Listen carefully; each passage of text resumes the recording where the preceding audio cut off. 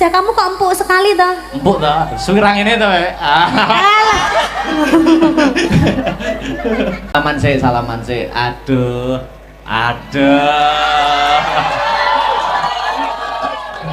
Selamat malam. Kok suarane serak bintang? Iya, kan apa lagi sakit? Sakit. Oh. Butuh obat. Wah, iki. Kamu bisa ngobati nggak? Apa? Kamu bisa ngobati nggak? Batukmu, bindengmu? Iya. Piye obatnya piye? Dicucrup. Napas buatan loh. Ora mah. Biasanya nek cah cilik ngono kae nek bindeng utawa pilek iki biasane mbek wong tuane kan dicucuk ngono lho Mas. Mosok dalang kok nyucuk umbel. Ndak kamu sayang enggak mbek aku?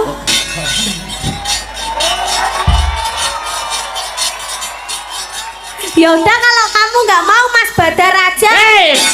Aduh, memang ini kene dapuk kiai. Dadi bagian doa meneh kene. Doa kok gunungane mubeng-mubeng itu ngopo.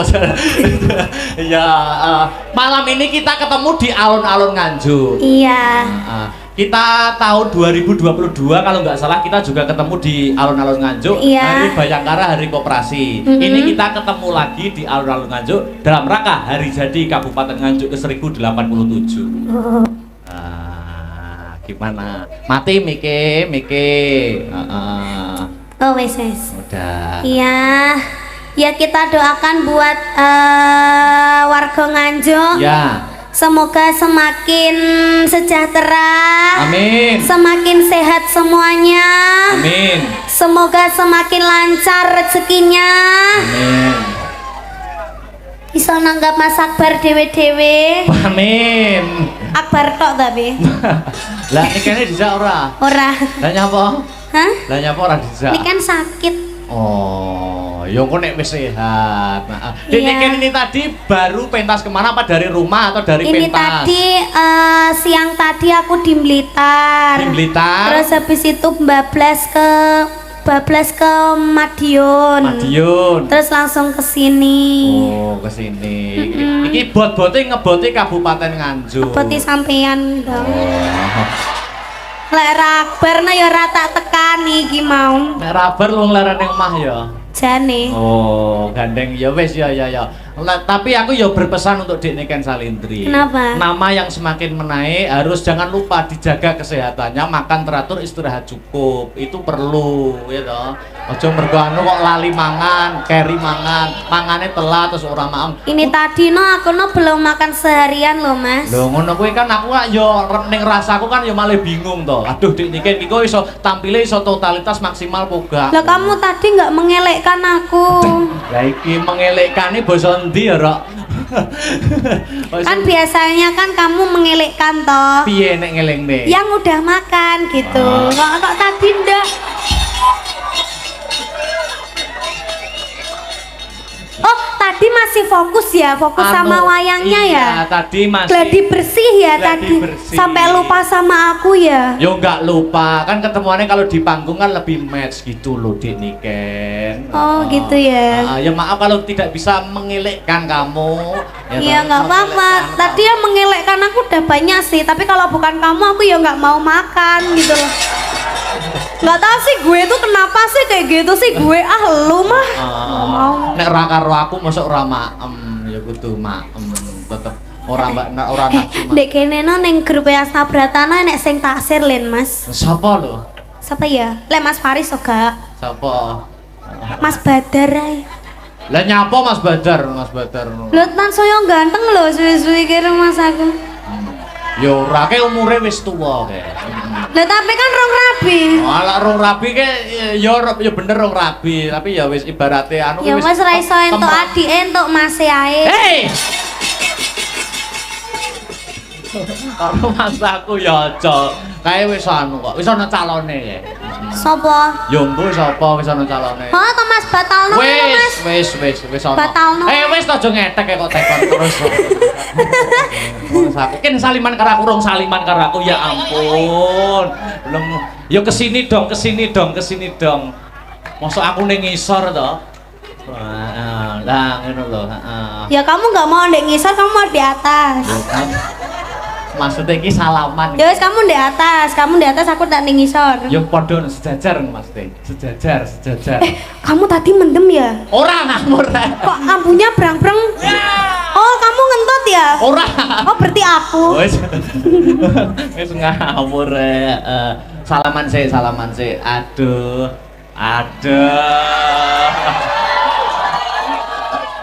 Luar biasa. Kamu tadi cawik toh? Cawik toh ngamut ya. Kok bau pesing nangane? Anu, nggak tahu tadi bang. Habis nyongo tadi. Anu, ini lihat tuh penonton penonton tumplek-blek di sini masyarakat Nganjuk. Alhamdulillah. Ini bukan hanya Nganjuk yang menonton. Tadi kowe nyapa to ndemek jari. Iki lo ngelapi umbel lho, Mas. Oh, wis ngelapi umbel ning jarike dalang kok ndemek roh jari kuwi kudu piye ngono maksudku. Lah jari kita lo sama. Oh, ora iki ora bedono kok ya. Oh, iki lek kunukane kan ta? Iya ta? Iya ta? Iya ya, iya. Ora titen aku Dik, ora titen. Kamu ngomong apa tadi? Sing ndi? Mbah, lagi mau tas ngomong apa?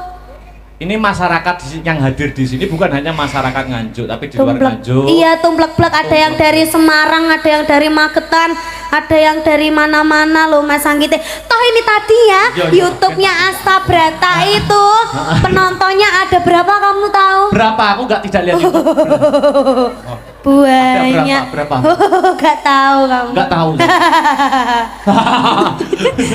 Masa aku kok malah ada 20.000 lebih. Wah, 20.000 lebih pas. Iya, nek aku ya, Mbok. Malah gayamu.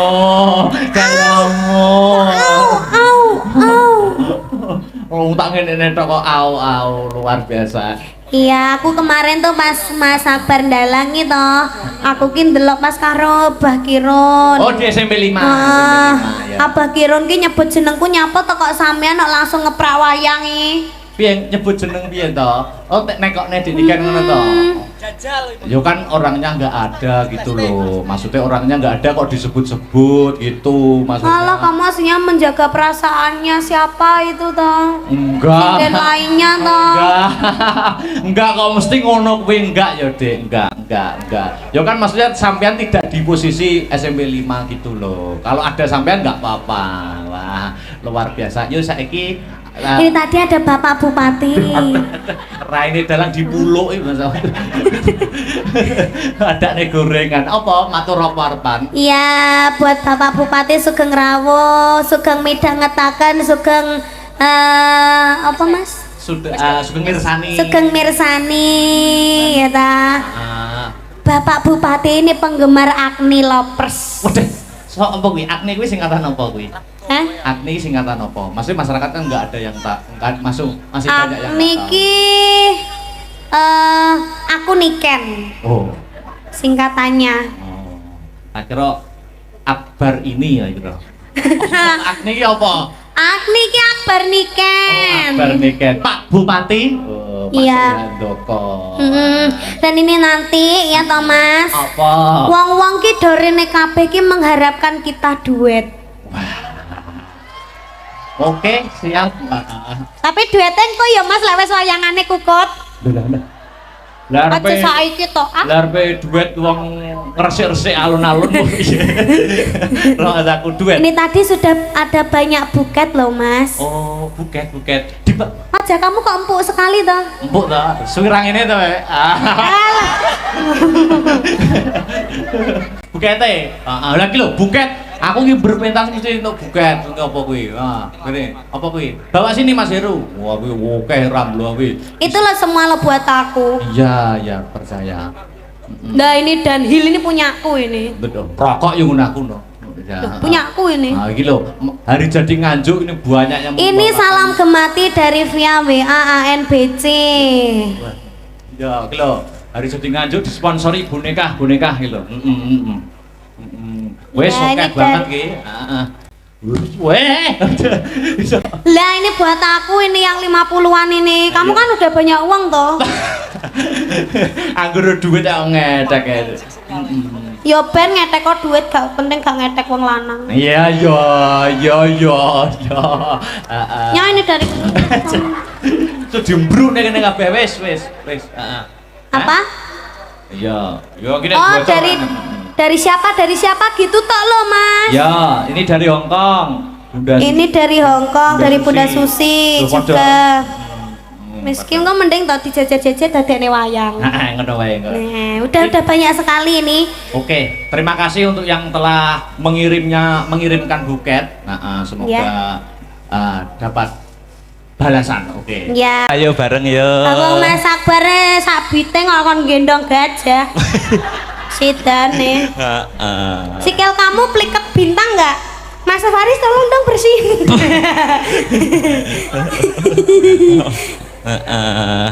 Oke. Lewat sini.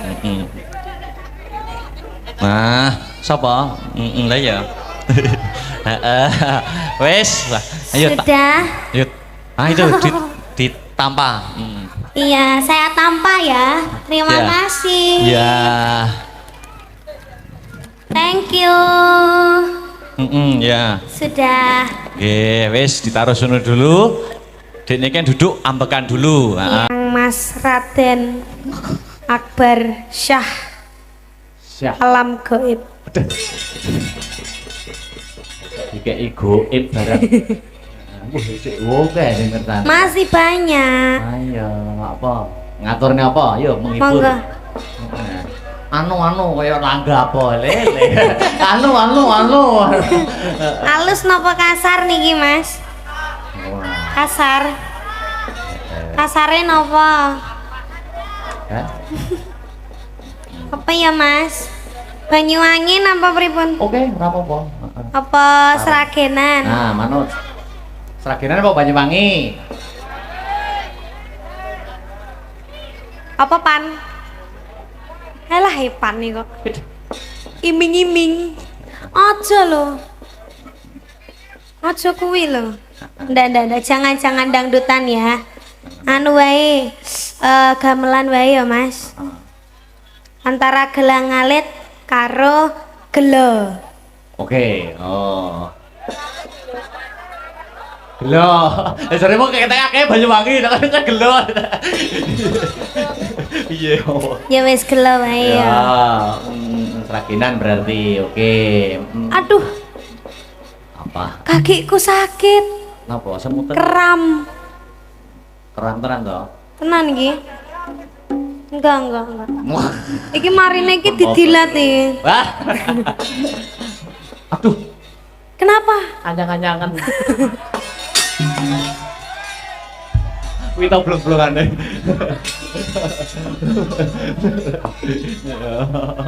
Iya. Ya, bilang tuhute jane calon ratu Pringgondani Risang Gatotkaca. Ing mangkene minindakaken yoga brata lenggahing sela Sumayana sahandhaping mandira ingkang ageng. Nering Cipta Harsa meminta kanugrahan dumateng purbaning kang kawasa datan mokal pangaribawa sumundul ngantos kahyangan Suralaya. Mangkono praptaning Hyang Narada mrebeki kang lagya yoga brata.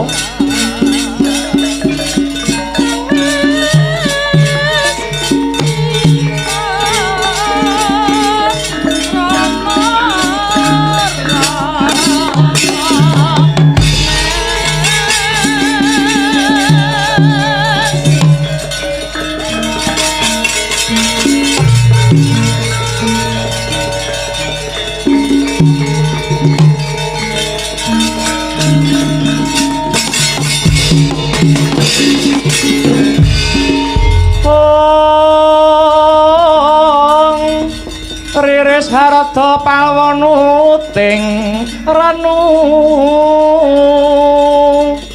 Dresing karasaning sun dening kanyut manis lering sun Gusti roning kamal mirah ingsun semirada ing nguni Sidat agung ing Naramada sadroning ngaguling Rakenjang Pak Pang Maruda yang negara wong kali codhe ngetani iline. Ayo kagiat rasa kita Gatotkaca penulun kang jogara kanggon kita mangun brata. Kejawi saking menika pukulun arajo wonten ing gatos ingkang pundi dene paduka pukulun gigah anggen kula semedi maladi hening. Kawruhanana Gatotkaca marmane ulun jogara kanggon kita semedi krana ing dina sakmengko kahyangan Suralaya lagi kapandhuk ing gara-gara. Bareng ulun teliti sumbering gara-gara disebabake loro perkara siji pangaribawane sira kulup Gatotkaca angka loro. Pangaribawane pandhita buta kang sakmengko uga lagi tapa brata mapan ana ing repet kepanasan. Gatotkaca, apa kang dadi niatmu nganti nindakake tapa brata kang mangkene, nggih? Eyang Pukulun, kula namung nyuwun pituduhing Gusti awit kula badhe kawisuda jumeneng ratu. Mapan ing pringgondane menawi Gusti ngijabahi panyuwun kula, mestinipun kemawon Gusti badhe paring sarana anggenipun paring kanugrahan ingkang wujudipun ngilmu babagan kaprajan Pukulun. Alah. Sajake sing kok suwun babagan kawruh kaprajan iki ana gandeng jenenge kelawan pandhita buta kang nedheng tapa brata. Menapa saestu mekaten Pukulun? Aja slendro sing dadi rasamu. Mara coba munggah kayangan papaken pandhita kang nedheng tapa brata ana rapat kepanasan. Suwanana babagan kawruh kaprajan sedika ngestaken dawuh Pukulun. Sikra kala kang pumingal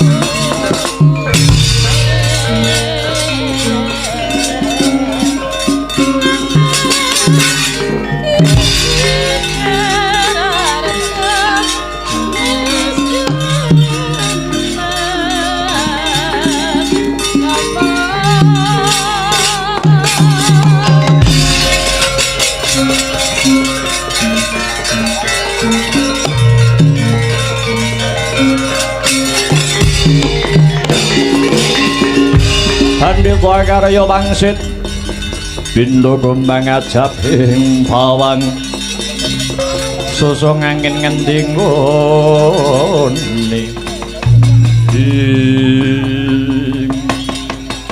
satriya bagus brengos sak kepel sisih sapa kekasihmu ki sanak Gatotkaca sing dadi jenengku bali takon sapa peparapmu Pandhita Yaksa. Peparapku Begawan Rambana. Aku Pandhita Kleyang Kabur Kanginan.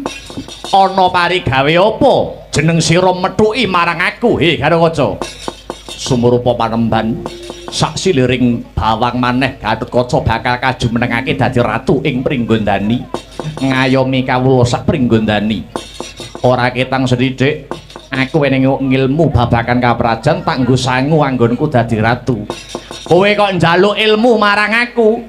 Aku mung estu padha dawing dewa Begawan. Ya, bakal tak wenehi nanging luwih dhisik tak teter kadigdayanmu. Gatotkaca ora mundur sangkah. Bagus.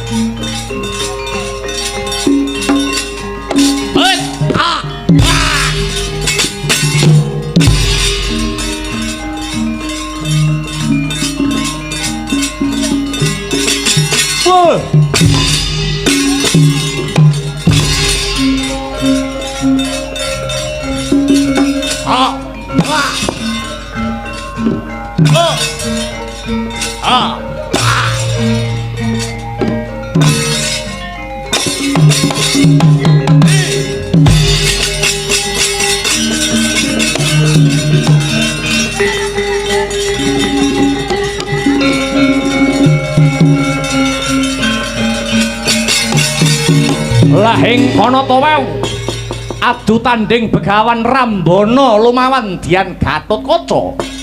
Ucap Begawan Rumbana badar sejatining wujud sekawit. Eyangira Raden Gatotkaca inggih Prabu Trembaka kang wis abadan sukma.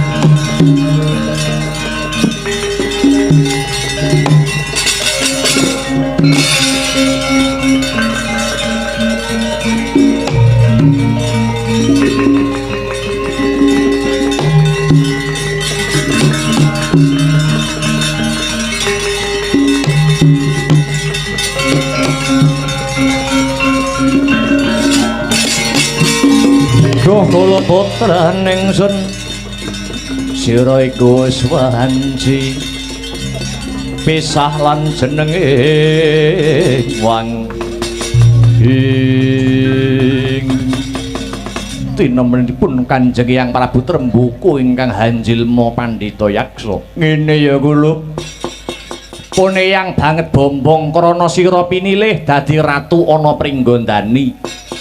Kabeh iki jumbuh kelawan idam-idamanku kula. Kang wayah namung nyuwun pangestu dhateng Kanjeng Hyang keparenga Gatotkaca nyuwun kawruh kaprajan minangka gegebengan kula Kanjeng Hyang. Ngene ya nggir. Wong dadi ratu kuwi kudu nindakake 12 bab. 1 teguh kelawan agamane.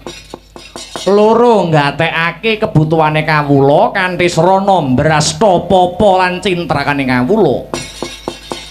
Angka 3 cedhak lawan wong pinter, aja pekewuh anggayuh wimbuhing kawruh lan ngudi marang indaking ilmi.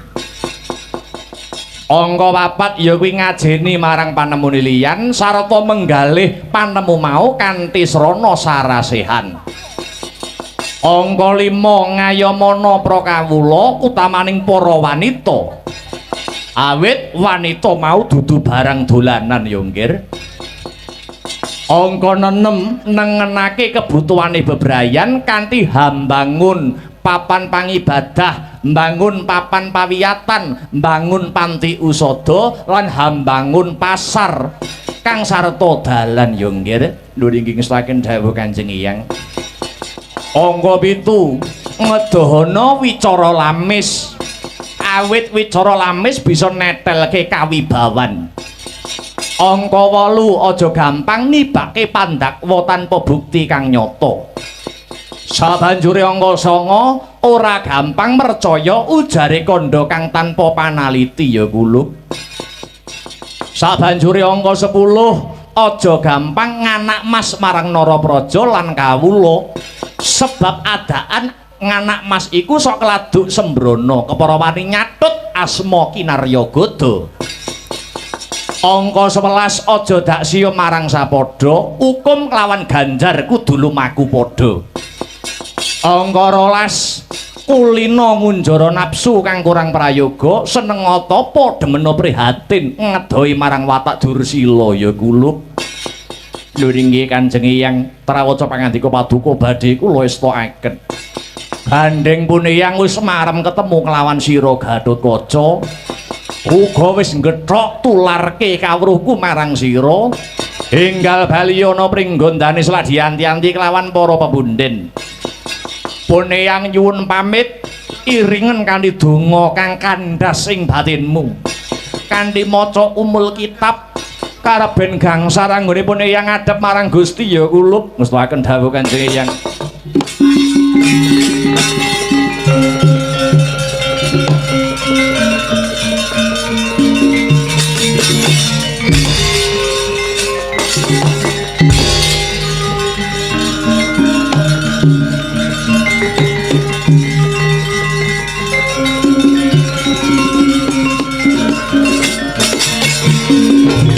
Merahina subang iwang aruna katinetrane nganggo rapuk Om sataning kukila ringdane goro saketer kinitungan ingkung lirwu sing binibanco ing Antya ingkang winuwus madeg praja Pringgondani wis pepak ngenyarsa ngadani wisudan ratu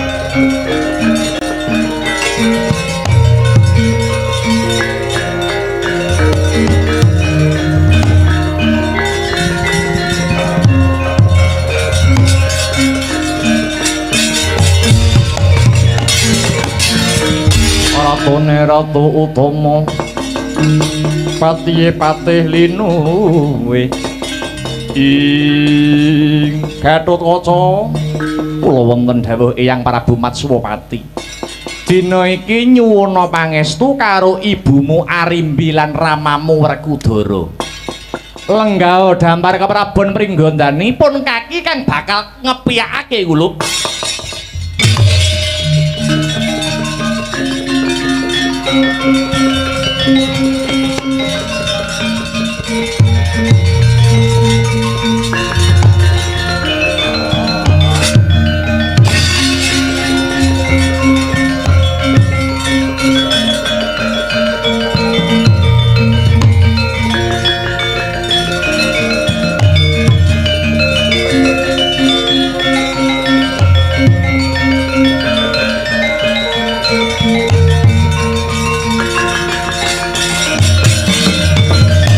sakwise Gatotkaca lenggah ana damar keprabon Pringgondani dina iki pun kaki kang bakal netepake lan ngepiyakake rene wis sawetara suwe Pringgondani kumplang pasewakane lah dina iki wis ana kang minangka dadi pepayunge para kawula dasih pemimpin nom-noman ya isih trah Pringgondani tak tepake ing dina iki Nalendra Pringgondani jejuluk Prabu Anom Gatotkaca. Ya.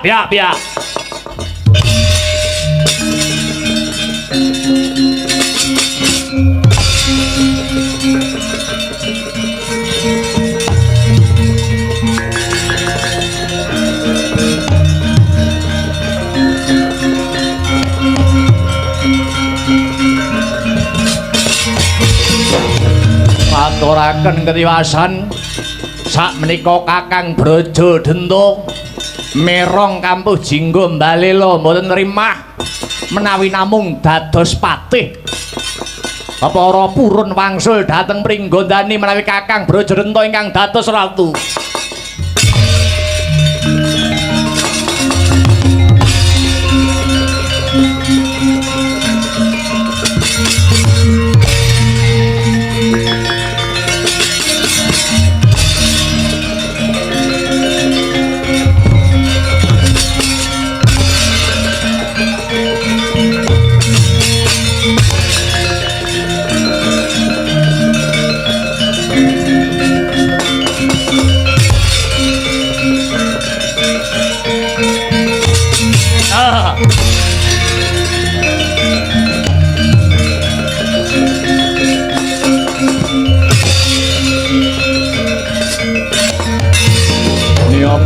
Maruta saking Kutha Sakura kula yen atana mutusa sang Sri ing punika Kakang Mbok arimbi kang merepeki kula ya Brajadenta mulane aku methuki Brajadenta mapan ana alun-alun amarga selak ora kuat nggonku ngrungokake palapore Braja Musti.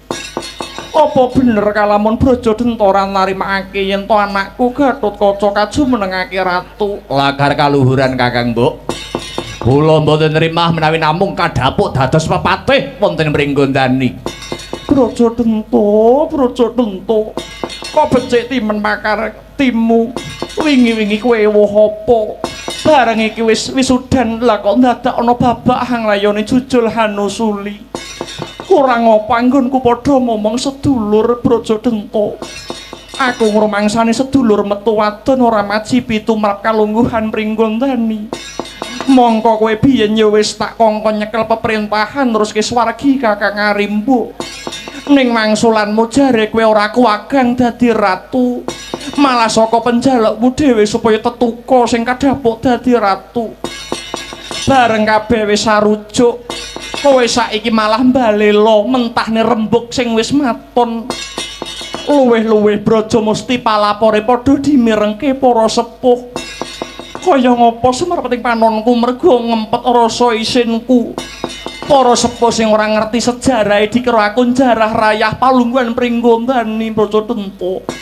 Kakang Mbok ora perlu isin. Kowe ora perlu isin. Pancen nyatane ya ngono kuwi. Kowe wis sekuton karo wong-wong Pandhawa ngrebut pangwasa Pringgondani saka tanganku. Ya ngono apa ora? Mung merga kowe ngeboti anakmu dhewe nganti mentala nempuh dalan sing ora bener. Mula saka kuwi, Mbak Yu Arimbi ora usah dadak nganggo tembung isin. Akonono wae. Senadyan ayu rupamu ning ati buta tobat.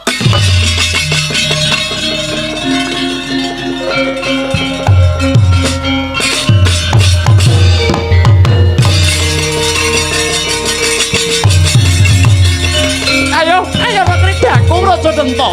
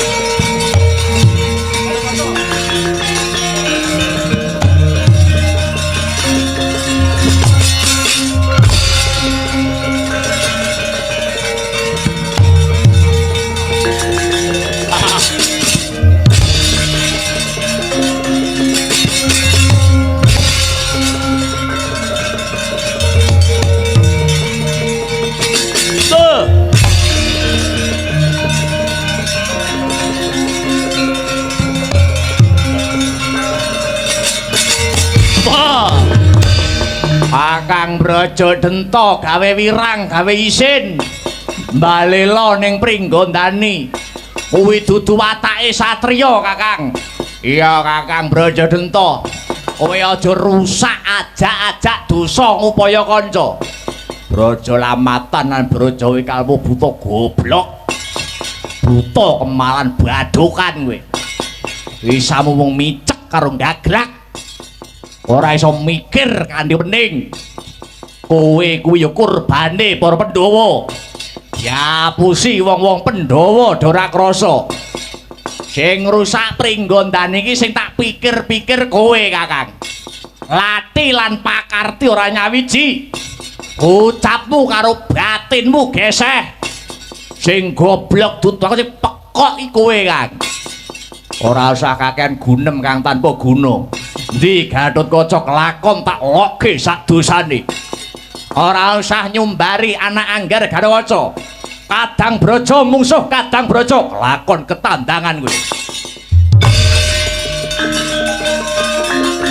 Oh, hai.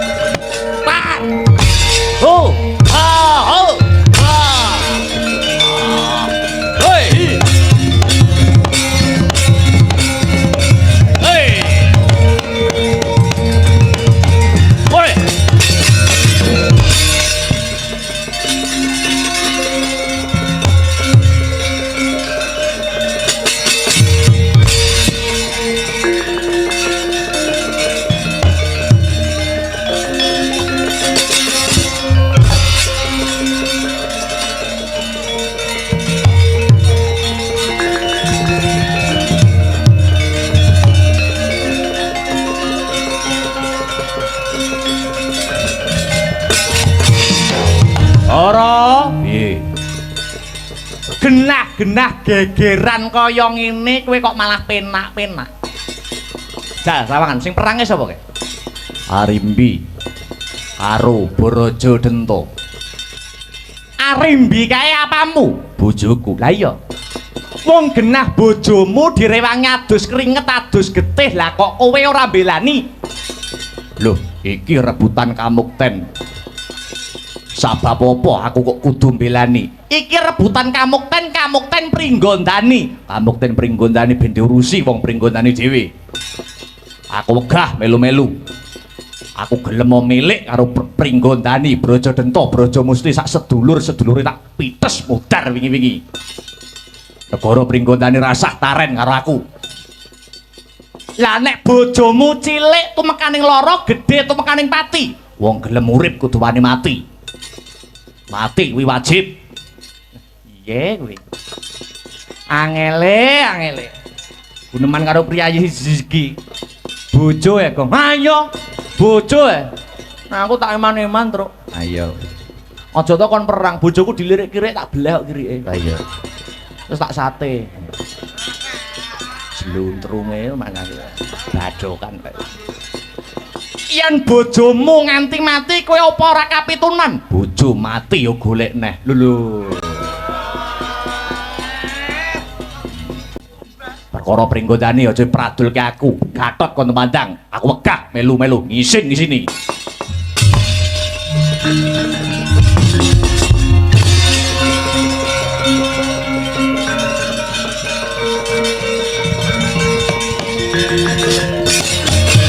Petro, dalem. Janjane aku takon ngene, iki mung kepengin ngerti sepira tulusing bebudene Ndaramu Werkudara. Ndaramu Werkudara kae isih gelem melu urusan Pringgondani apa ora? Nyatane kok ya ora. Ayo, saiki nek ngono Werkudarane ora gelem perang. Ayo, saiki kresnane kudu perang. Alah, dapurmu. Dapur meng ngongkon aku. Tak goleki jago.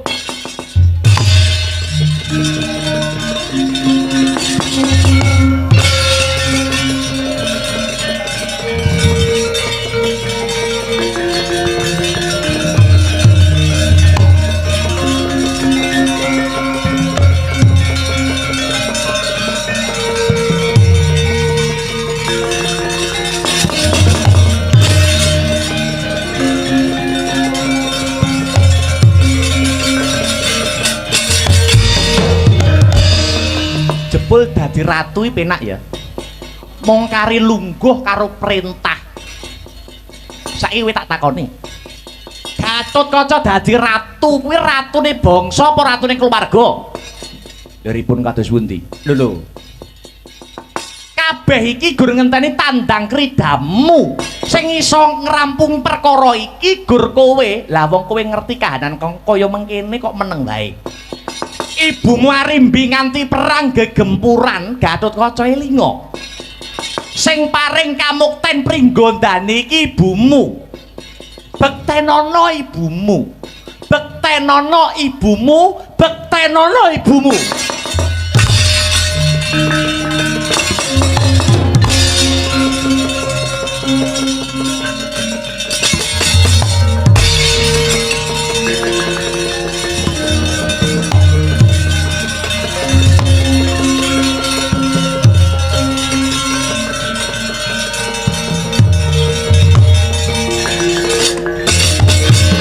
Aretaning satriya linuwe kang maradi mring Gautaman ing Paman Braja Denta paduka paman ampun ngantos dameling sem menawi paduka milik Palungguhan Pringgondani monggo sak mangke Pringgondani sak wetahipun kula borongaken Paman Braja Denta. Ora usah macak melas kowe. Kabeh iki iso dumadi merga akal julike wong-wong Pandhawa kalebu bapakmu. Merga Pandhawa ki nglungguhi negara Ngamarta. Pandhawa ngrumangsani Ngamarta ki negara cilik. Bisane gedhe kudu diblengket karo Pringgondani. Jare Pandhawa ki wong utama, ning jebule Pandhawa wong serakah, dakah-dakah. Milik karo kamuktene liyan. Kowe bocah wingi sore durung iso apa-apa dikarbit dadekke ratu. Mung mergo saka Pandhawa pengen gedheke keprabon Ngamarta. Iya apa ora?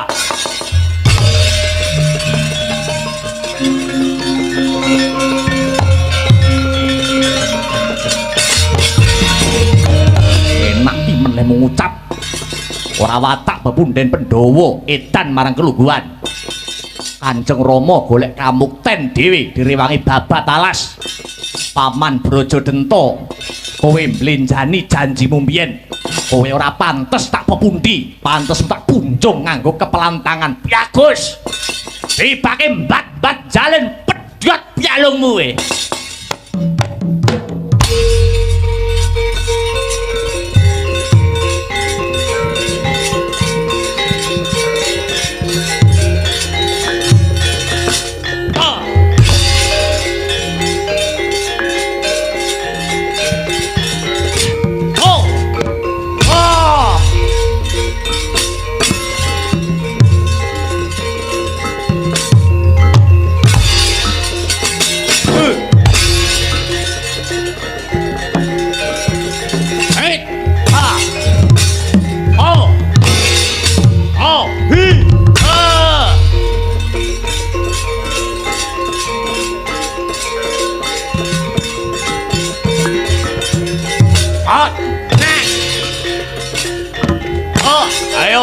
Sing seru.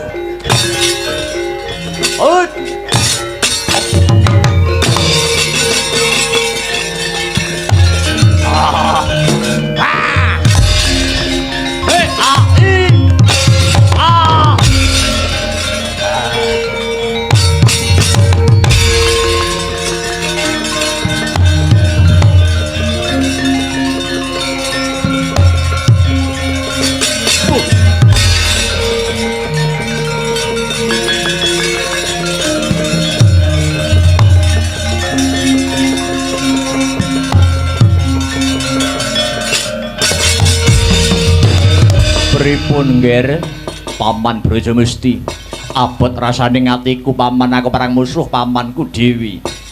Ngaten mawon nggih ngger. Kula melu sabiyantu kula badhe mlebet wonten epek-epek panjenengan ingkang gering mekaten paman. Nggih. Mangke kula aturi namaaken dhateng Kang Paman Brajadenta nanging wanti-wanti weling kula nggih ngger. Menawi mangke wonten kahanan ingkang ngelok-eloki ampun kaget nggih ngger. Gatotkaca kudu menang.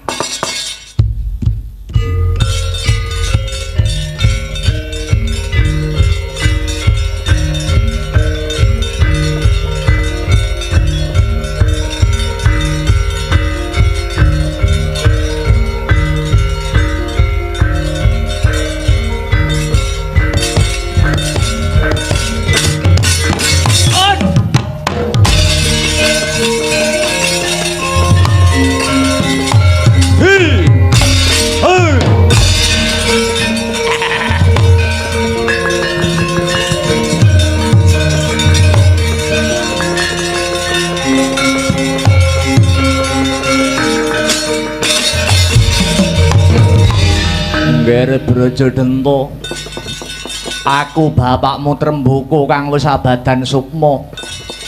Kudune aku wis mesem guyu ana swarga amarga wis nyekseni Gatotkaca jumeneng ratu. Ning bareng nyumurupi polahe Brajadenta kang kaya mangkono tetela nyandet-nyandeti nggonipun Rama manjing swarga langgeng. Brajadenta kowe lali karo ucapmu yen kowe tetep uguh bakal mbalela kepengin dadi ratu. Padha karo kowe nyengkake bapakmu iku mlebu ning neraka jahanam Brajadenta.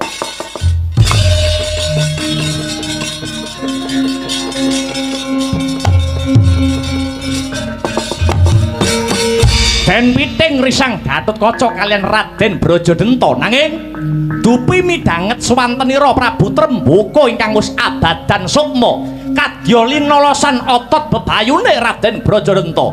Rumangsa getun awit pangecuk-ecukira Pati Sengkuni. Dupi lena sang Brajadenta tanggap sang Gatotkaca. Radyan Gatotkaca ngetok karo sang kang pungkasan. Den tempiling keng paman ngagem astanira ingkang gering. Gugur sang Brajadenta manjing ana astanira Sang Gatotkaca ing nengen.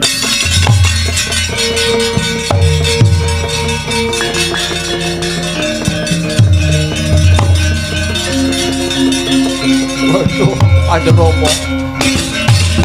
Hoi!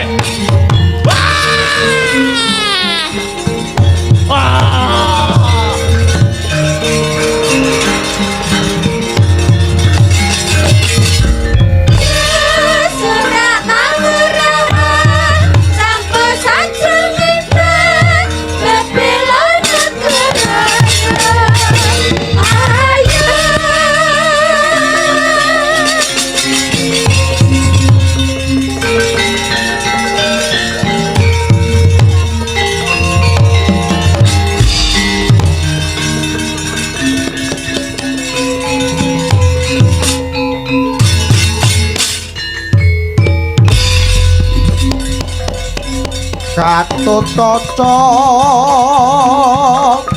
aja kaget ngrasanira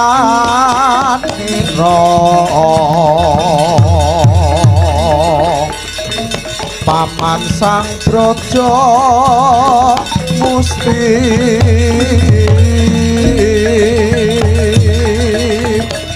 paman Braja Denta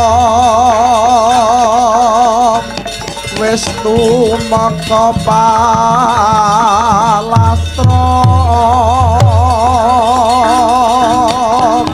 bakal manjing dadi siji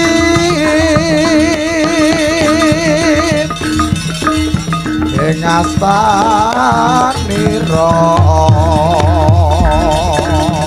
kinarya ajib haji.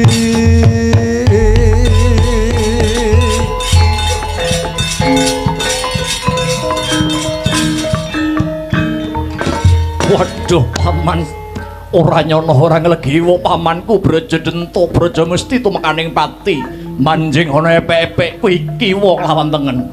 Iya paman, tak eling-eling welingi paman Brajadenta lan Braja Musti kasekten kang wujude aji-aji Brajadenta Braja Musti iki dadya srana memayu hayuning bawana njejekake lakuning adil kang sarta ngayomi kawula sak pringgondani. Muga bisa hanyembuh guyub lan rukune para bebrayan pringgondani ya paman. Srempakia amangundo tunggak guyub pilangoni ramparan cak katon sigra sinanggahan nubiroro Srempakia amangundo tunggak guyub pilangoni ramparan cak katon sigra sinanggahan nubiroro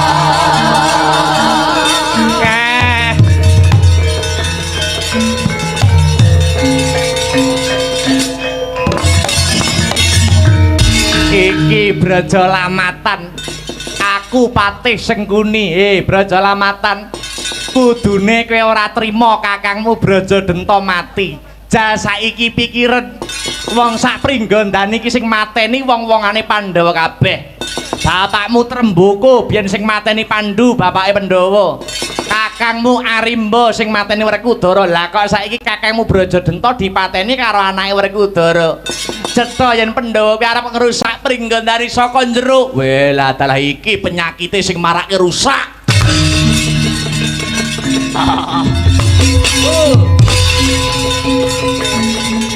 Ngeduh.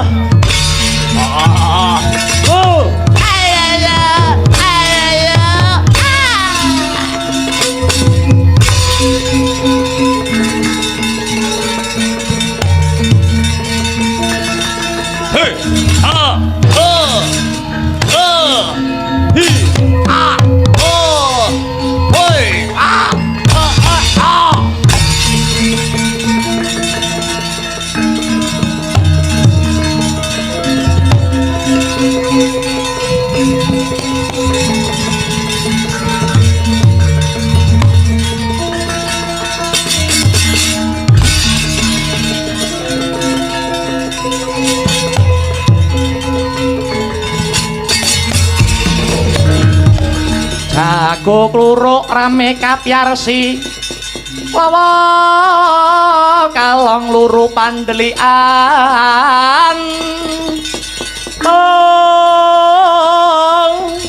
Jreh kawanan ing semune Wetan bangsulaipun mratandani yen wis bangun enjing